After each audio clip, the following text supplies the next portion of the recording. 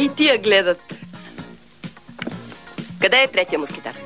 Мичоне, възпитаният човек чука и влиза след като му кажат влез. Може да сме голи. Полека бе, ще ме изплашите. Де да съм ги виждала. Утре 7 без 15 малко духовна храна. Тука гледай, тука. Мания тая дъска там.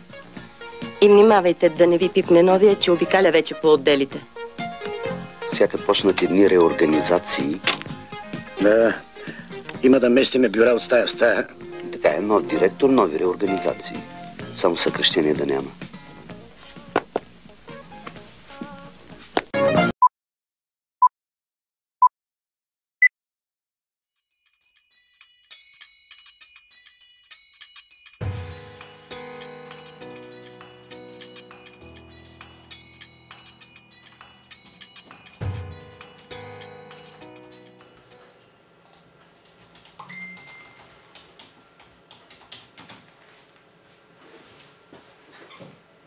Леле, те какво пращат?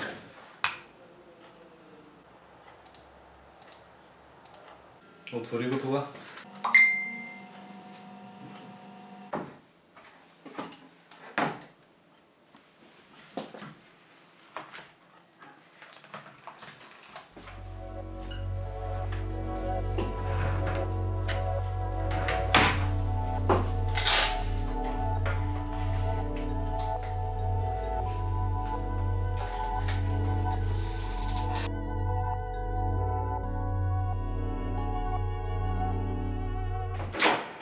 Опа, и тия гледат. Ей, побъркахте се с тая техника.